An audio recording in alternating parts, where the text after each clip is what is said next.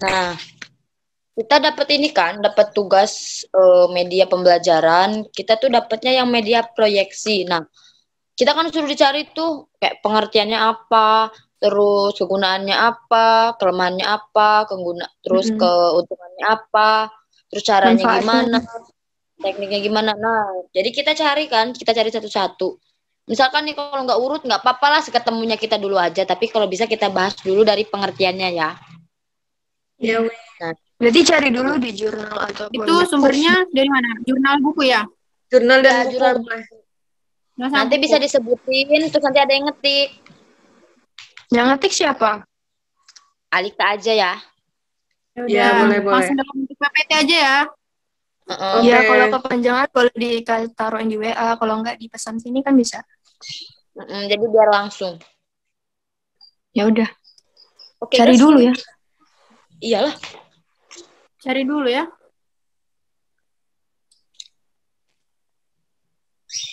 Oh guys, aku nemu Apa? Yang mana? Yang bagian mana? Pengertian kah, kelemahan kah, keuntungan kah? pengertian dulu lah. Jadi Udah. gini, disebutin ya. Iya. Media proyeksi menurut jurnal Dwi Dani Apriani bahwa media proyeksi adalah media yang penggunaannya membutuhkan bantuan proyektor. Dan proyektor itu sendiri menurut Sanaki menjelaskan bahwa proyektor LCD merupakan salah satu alat optik dan elektronik yang dapat memproyeksikan tulisan gambar di balik layar saat dalam keadaan gelap. Itu dari aku, guys. Ada yang lain nggak? Coba aku Ada belum ini. nemu sih. Nemu nih. Tapi dari Coba. buku ya. Ya nggak Apa-apa apa-apa. lah. Sabar-sabar. Ini dari buku judulnya Perencanaan dan Desain Sistem Pembelajaran. Ya. Pasti pengarangnya itu Dr. Wina Sanjaya. Jadi di buku ini tuh disebutin kalau media proyeksi adalah media yang dapat digunakan dengan bantuan proyektor. Berbeda dengan media grafis, media ini harus menggunakan alat elektronik untuk menampilkan informasi atau pesannya. Jadi tuh media proyeksi ini tuh bisa dipakai kalau ada fasilitas yang menunjang ini media pembelajarannya itu. Ya, Kayak Jadi proyektor. kayak ada salah satunya Iya. adalah proyektor ya. Hal pentingnya, benda pentingnya untuk melakukan media proyeksi itu. Iya, iya. Yaudah diketik dulu Mbak, nanti lupa Ya lagi. enggak. Iya, iya. Yang lain nggak? Ada yang Kayaknya mulai nggak? Emang kayak gitu deh, rata-rata aku udah juga dapet di jurnal kayak gitu. Jadi Ya, ya pada menggunakan media umumnya proyeksi. begitu. Ada juga nih. Aku dapat lagi. Apa? Bacain Dapat ya. terus lah. Iya. Menurut jurnal Wiwi Sulistiani, media proyeksi LCD adalah media visual yang dapat diproyeksikan sehingga dengan alat ini diharapkan siswa lebih tertarik dalam proses pembelajaran. Jadi media proyeksi itu juga merupakan media visual ya? Ya nggak sih? Iya, jadi kayak yang nampakin kayak gitu nggak sih? Visual kan, iya dilihat gitu kan. Pakai proyektor kan berarti menampilkan visual jadinya. Ya. Tapi kayaknya yang aku tahu itu media proyeksi ada dua macam deh. Tapi lupa apa?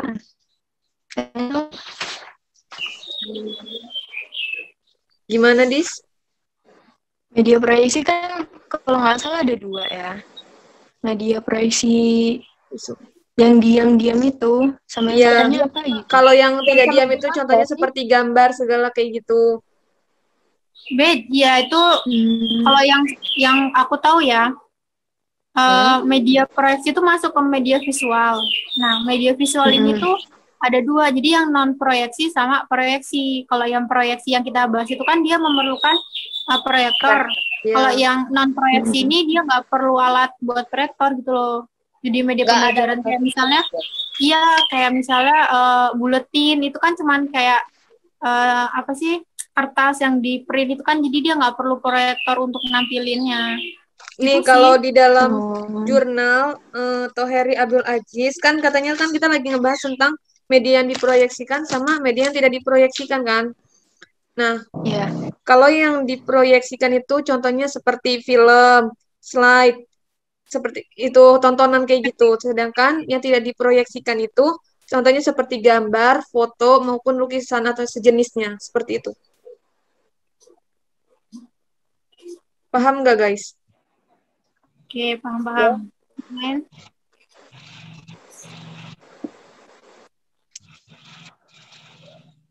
Udah deh, kayaknya itu aja deh. Iya, kalau Kayak pengertian mah ditanya-tanya. umum ya, rata-rata gitu. Iya.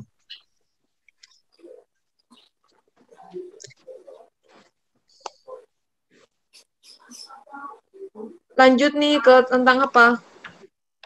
Fungsikah atau Fungsinya, fungsi.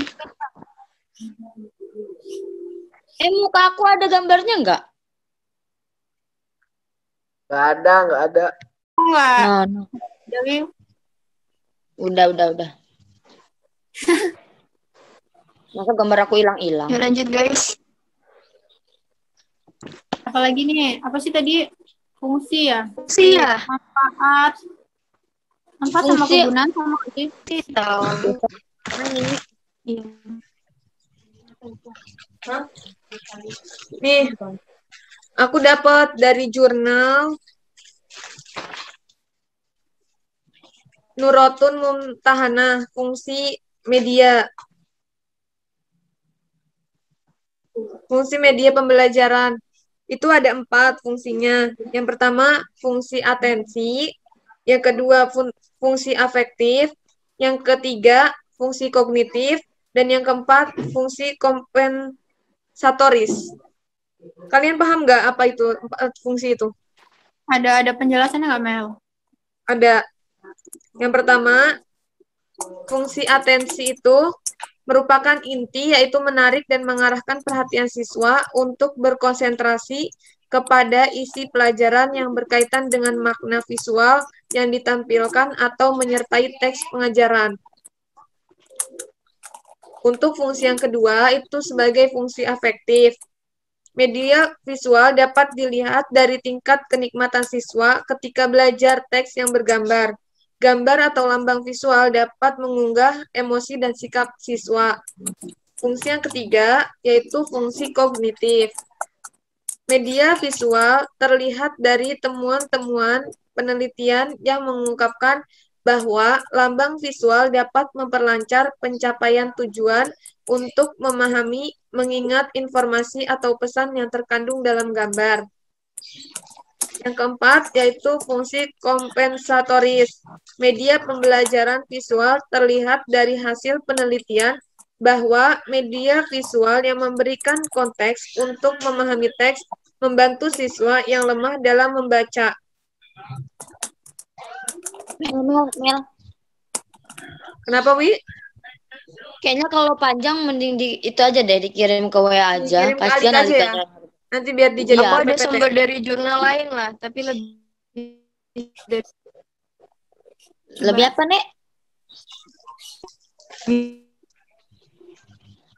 penjelasannya gitu. Penjelasan sama fungsi-fungsinya, cuman penjelasannya lebih singkat.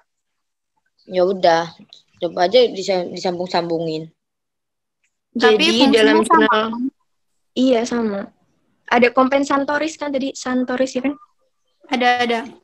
Jadi dalam jurnal Fauzana Alfiani dan lain-lain menyatakan bahwa terdapat 4 fungsi media, yakni fungsi atensi itu untuk menarik perhatian siswa.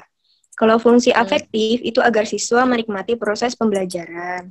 Terus kalau fungsi kognitif itu agar siswa dapat mudah memahami materi pelajaran. Kalau fungsi kompensatoris itu agar siswa lebih mudah mengingat kembali materi-materi yang sudah dijelaskan lewat proyektor itu.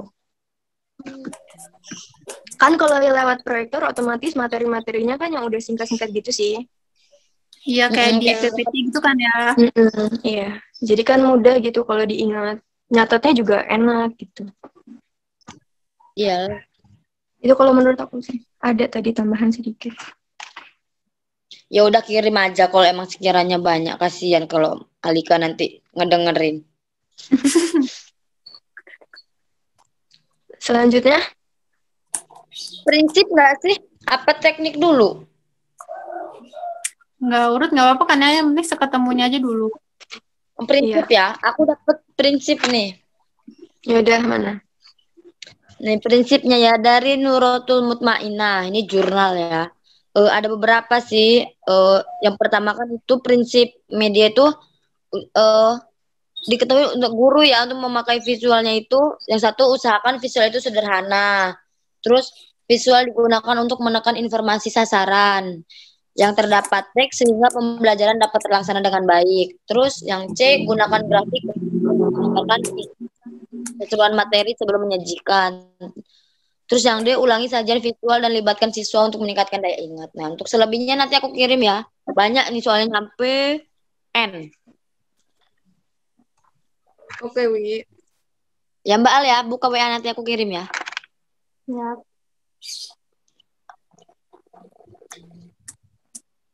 Prinsip ya itu guys tadi. Iya. Ya, prinsip. Ada yang lain enggak? Aku Coba belum nemu Farhan soalnya. Nggak nemu sih prinsip. Belum nemu maksudnya. Sama. Jadi baru yang dari Dwi berarti ya? Iya, coba cari dulu aja.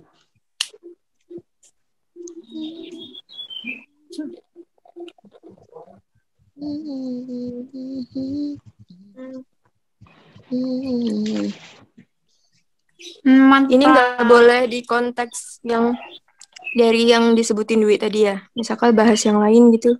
Tapi masih sangkut paut sama media visual. Kayak keuntungan dan kelebihan gitu aja nggak sih? Ya nggak apa-apa. Jadi penting. Kalau manfaat sama nggak sih? Sama keuntungannya Kenapa? tuh? Manfaat sama keuntungan.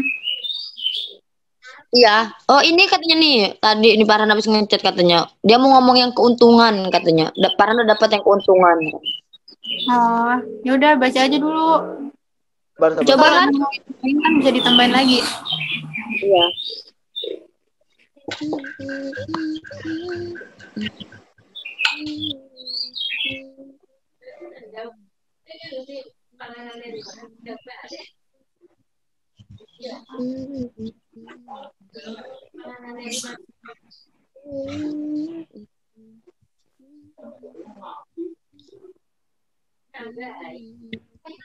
Oke, untuk keuntungan ya, yang saya Iya. dapat Bentar-bentar.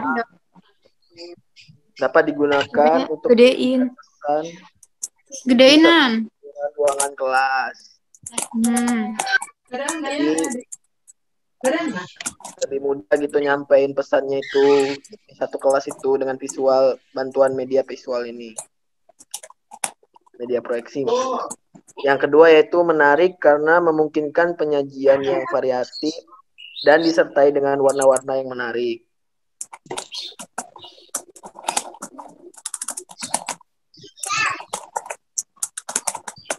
Banyak nih. Kalau banyak kirim aja kalau nggak. Ya udah. Iya. Sebutin kirim aja 5 gitu. 5. Ya udah. Tadi berapa sih? 2 ya. Yang ketiga, tatap muka dengan siswa selalu terjaga dan memungkinkan siswa untuk mencatat hal-hal yang penting.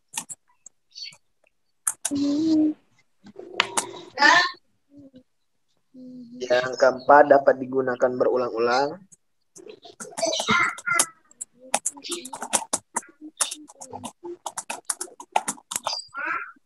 Yang kelima, membantu menimbulkan pengertian dan ingatan yang kuat pada pesan yang disampaikan dan dapat dipadukan dengan unsur suara. Jadi bisa audio visual.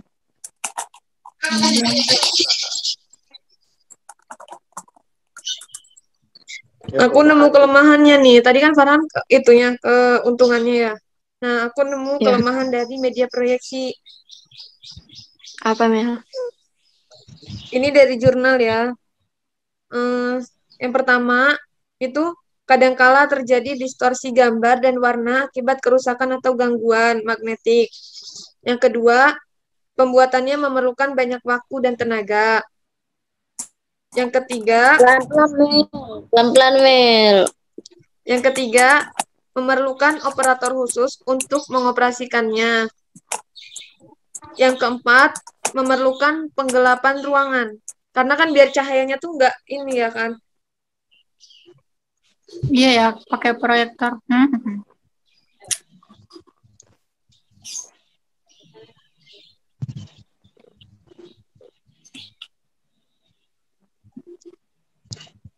Udah, habis itu apa lagi sih? Kalau Kalau aku nemu manfaatnya. Kenapa, Al? Apa? Manfaat. Oh, boleh. Ya udah. Kalau dari jurnal apa ya ini? Dari jurnal Al-Hikmah. Jadi tuh di sini disebutin kalau manfaat media pembelajaran visual itu dapat mempertinggi proses belajar siswa dalam pengajaran yang pada itu bisa mempertinggi hasil belajarnya juga. Jadi bisa meningkatkan hasil belajar. Manfaatnya itu ada yang pertama, proses pembelajarannya akan lebih menarik. Yang kedua, bahan pengajarannya akan lebih mudah dipahami. Yang ketiga, metode pembelajaran akan bervariasi dengan media proses pembelajaran. Yang keempat, siswa akan dapat melakukan aktivitas karena siswa tidak hanya mendengarkan tetapi juga dapat mengamati dan memerankan dan mendemonstrasikan materinya tersebut. Itu sih. Ya udah, kalau ketemunya itu ya nggak apa-apa. Apalagi nih? Dari tadi keuntungan dan kelemahan yang disebutin Alika itu apa? Manfaat. Keuntungan dan kelemahan. Manfaat. Manfaat berarti masuk keuntungan juga ya? Iya. Itu coba cari apa? Gimana? Jumnya udah mau Pengaplikasian. berakhir, guys. Udah unlimited. Udah limited. Masih ada yang kurang nggak kita? Apa yang belum? Ini yang kurang itu aplikasinya. Kalau aplikasinya ya Contoh-contohnya apa aja itu di dunia pendidikan itu? ini kayak kemarin tuh yang dipakai sama Pak Antomi Pet, itu kan juga pakai proyektor tuh biar satu kelas kan bisa tahu semua cara penggunaannya. Kan itu termasuk media proyeksi kan berarti? Iya sih. Ada lagi apa ya? Kalau proyeksi itu sebenarnya medianya banyak, cuman kan alat yang ngebantu itu ya proyektornya itu.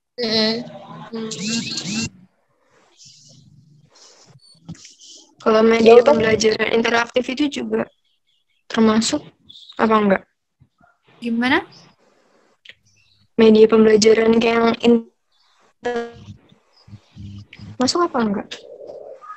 Gak jelas nih suaranya putus-putus. Iya, nggak jelas. Lewat.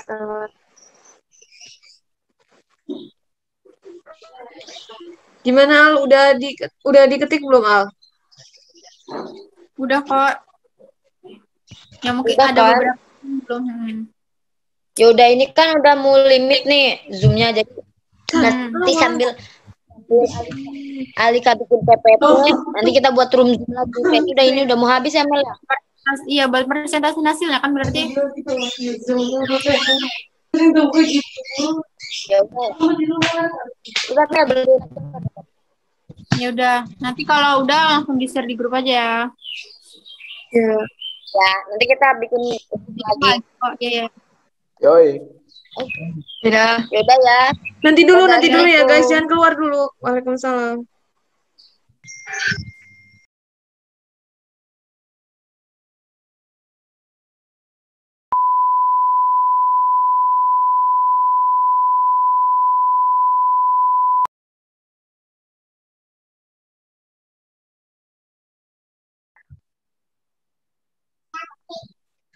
Baik, assalamualaikum warahmatullahi wabarakatuh.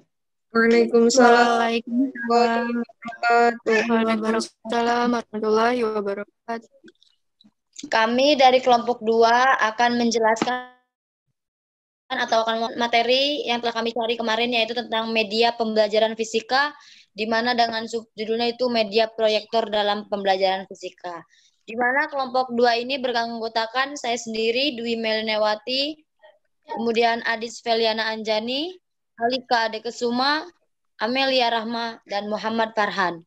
Baik, untuk materi yang pertama akan disampaikan oleh Adis, kepadanya disilahkan. Pengertian media proyeksi. Itu ada 2 yang ditulis. Media proyeksi adalah media yang dapat digunakan dengan cara diproyeksikan melalui proyektor. Yang kedua, media proyeksi adalah media yang penggunaannya membutuhkan bantuan proyektor. Proyektor LCD merupakan perangkat alat bantu yang mampu menampilkan gambar dengan ukuran yang besar. Proyektor juga sering digunakan untuk media presentasi. Selanjutnya akan dipaparkan tentang fungsi-fungsi oleh Alika. Oke, selanjutnya adalah fungsi dari media pembelajaran proyeksi. Nah, ada 4 fungsi. Yang pertama, fungsi atensi. Jadi, fungsi atensi ini merupakan inti yang itu menarik dan mengarahkan perhatian siswa untuk berkonsentrasi pada pembelajaran. Yang kedua itu ada fungsi afektif. Fungsi afektif ini, media visual itu dapat terlihat dari tingkat kenikmatan siswanya ketika mereka belajar. Terus kalau yang ketiga itu ada fungsi kognitif. Fungsi kognitif di sini, media visualnya terlihat dari temuan penelitian yang mengungkapkan bahwa lambang visual dapat memperlancar pencapaian tujuan dari pembelajaran tersebut. Dan yang terakhir itu ada fungsi kompensatoris. Nah, di sini tuh media pembelajaran visual terlihat dari hasil penelitian bahwa media ini bisa memberikan konteks untuk memahami teks siswa. Jadi membantu siswa dalam memahami pembelajaran. Selanjutnya materi tentang keuntungan dan kelemahannya akan dibacakan oleh Amelia Rahman.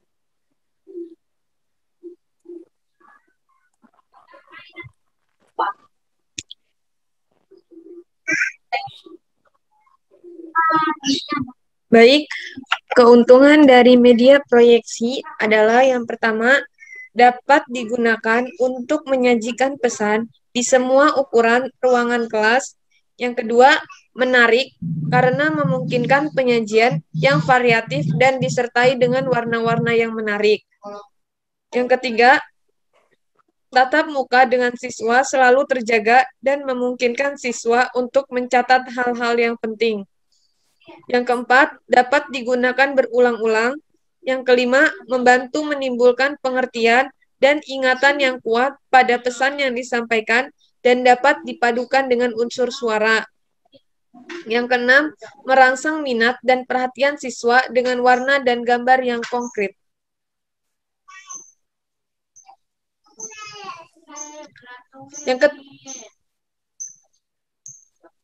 Yang ketujuh, program slide mudah direvisi sesuai dengan kebutuhan.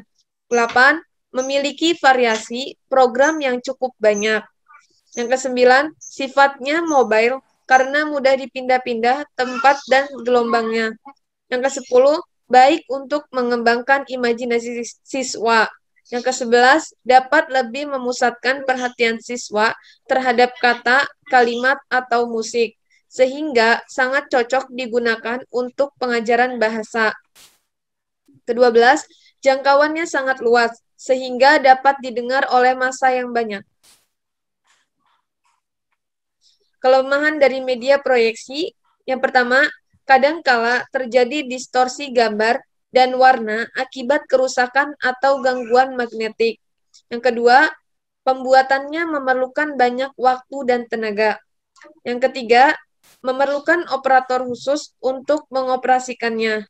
Yang keempat, memerlukan penggelapan ruangan. Yang kelima, jika siarannya menonton, akan lebih cepat membosankan siswa untuk mendengarkannya. Yang keenam, memerlukan penggelapan ruangan untuk memproyeksikannya. Yang ketujuh, pembuatannya memerlukan waktu yang cukup lama jika program yang dibuatnya cukup panjang. Yang terakhir, memerlukan biaya yang boleh dikatakan besar. Selanjutnya akan disampaikan oleh Dwi terkait dengan prinsip-prinsip.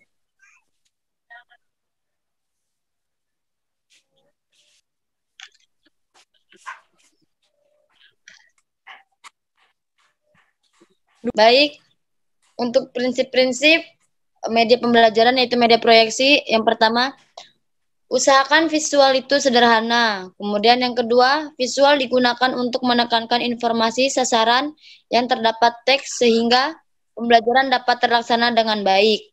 Kemudian selanjutnya, gunakan grafik untuk menggambarkan ikhtisar keseluruhan materi sebelum menyajikan. Dan yang selanjutnya, unit demi unit pelajaran untuk digunakan oleh siswa mengorganisasikan informasi.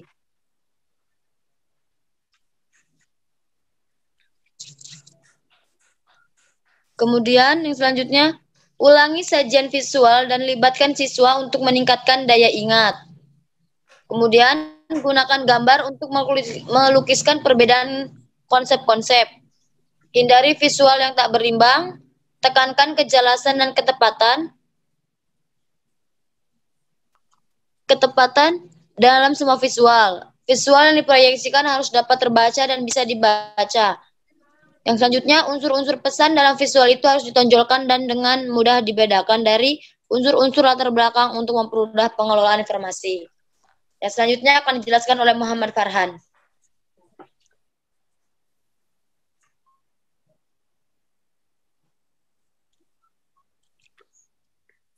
Baiklah, prinsip selanjutnya yaitu caption.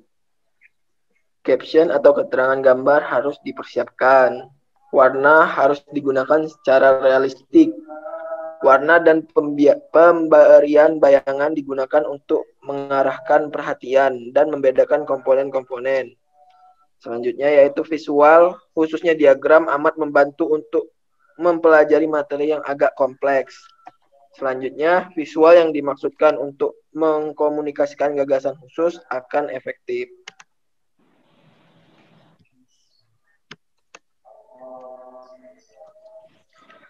Lalu teknik pemakaian, membuat rencana pembelajaran dan penentuan media. Dalam kurung media gambar diam. Kemudian mempelajari bahan atau materi yang akan disampaikan. Lalu menyiapkan segala peralatan atau media yang akan digunakan dengan baik. Lalu menjelaskan kepada siswa tujuan yang akan dicapai. Lalu menyiapkan peserta didik, kemudian menjelaskan kepada peserta didik apa yang harus mereka lakukan pada saat pembelajaran. Setelah persiapan selesai, baru memulai pembelajaran. Lalu menjelaskan setiap bagian-bagian dari media setelah menyampaikan materi selesai, penyampaian materi selesai. Lalu guru bersama siswa secara bersama mengulas kembali materi dan menyimpulkan. Penerapan media dalam pembelajaran fisika. Presentasi interaktif.